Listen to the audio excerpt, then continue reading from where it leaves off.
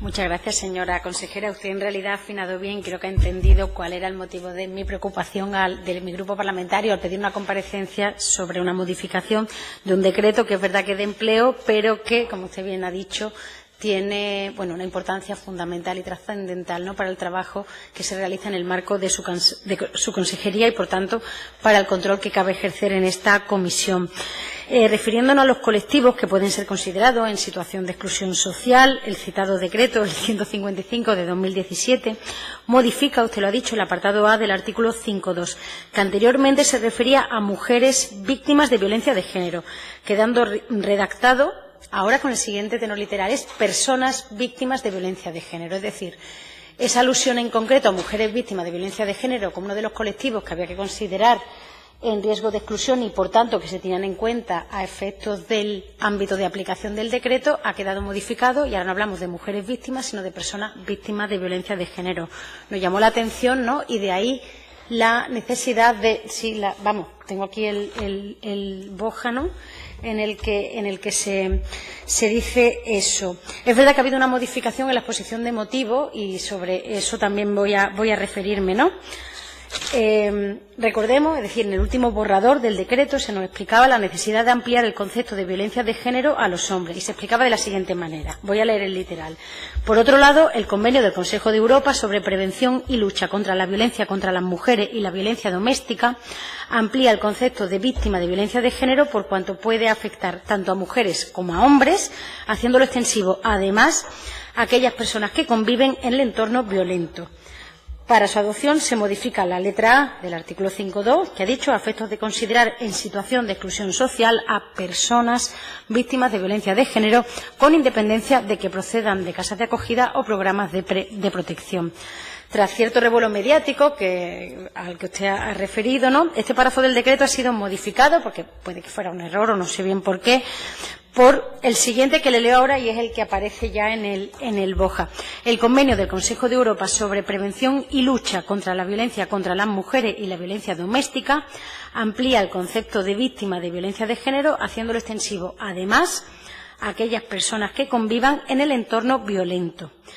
Para su adecuación se modifica la letra A del artículo 5.2 a efectos de considerar en situación de exclusión social a las personas víctimas de violencia de género, con independencia de que procedan de casas de acogida o de programas de protección.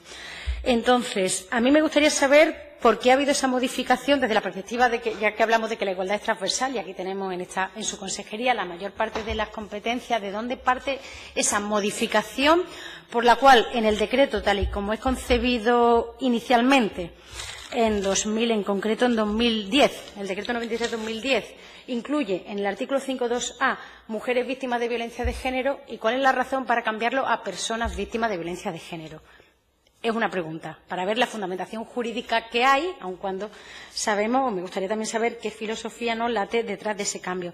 Lo que se modifica del borrador no cambia en nada la norma, el 5.2a sigue... Claro, eso está claro, pero bueno, esto es un decreto que establece una serie de ayudas que usted mismo ha dicho que es importante y que, en consecuencia, esto tiene alguna incidencia.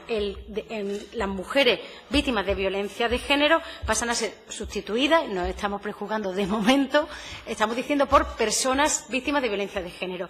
Yo creo que la primera explicación que hay en el primer borrador es la que da en la clave. Dice tanto hombres como mujeres y luego, además, personas que convivan en el hogar donde se ha producido esa violencia. Luego eso se cambia porque crea polémica. Pero me da un poco igual, digamos, la exposición de motivos cuando la letra del artículo queda exactamente igual. Si cambio mujeres por persona, yo veo claro gramaticalmente eso que quiere decir. Si cambiamos mujeres por persona, pues personas son mujeres y hombres. Y repito, eso nos ha llamado la atención porque nos parecía que rompía con una tradición jurídica, ¿no?, que su partido y su gobierno ha ido defendiendo en algún tiempo, y una filosofía, ¿no?, con respecto a la posición de las mujeres y quienes sufren la violencia machista o violencia de género. Sigo. Otra cosa que nos llama la atención, ¿no?, mirando los 16 documentos preceptivos que tienen que acompañar al expediente del decreto 155/2017, no se hace ninguna alusión prácticamente a esa modificación. Es decir, que si uno mira el informe de evaluación de impacto de género, el informe de observaciones de la Unidad de Igualdad de Género, o nos preguntamos cómo no se ha recogido de alguna manera algo que a nosotros nos parece relevante, cómo que en ningún sitio nadie del que hace los preceptivos informes toma en consideración que donde aparece como un colectivo especialmente enumerado para el ámbito de aplicación del decreto, mujeres víctimas de violencia de género, se cambia por personas y nadie dice nada en ningún informe. A mí me ha resultado llamativo, la verdad.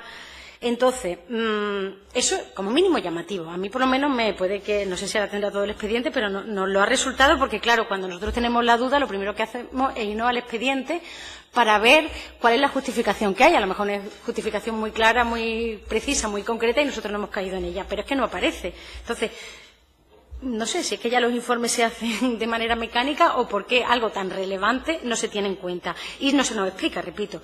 Entonces, ¿qué nos preocupa? Que estemos ante un nuevo modo, en el fondo, o sea, nos preocupa, no, esto está claro que no va a cambiar la ley orgánica, ni una ley tampoco, porque es un reglamento.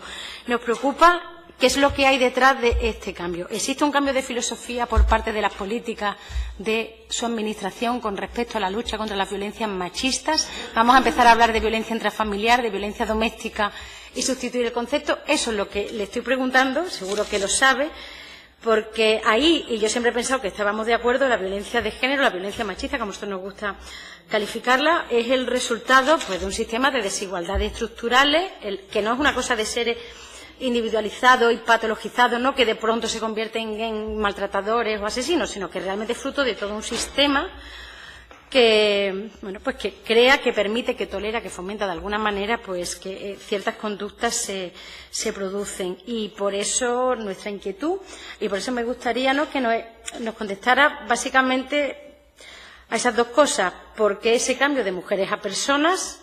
¿En base a qué? ¿Y por qué en todos los informes que se tienen que hacer nadie hace alusión a algo que a nosotros nos parece fundamental desde el punto de vista del impacto de género? A lo mejor resulta que el informe es positivo y dice que esto es genial por lo que sea, pero como mínimo aludirlo en que se aluda a ello en la gran cantidad de documentos preceptivos que hay que ir acumulando a un expediente de este tipo hasta que sale un decreto. Muchas gracias. Muchísimas gracias, señora Gómez Colonel. Señora Sánchez Rubio.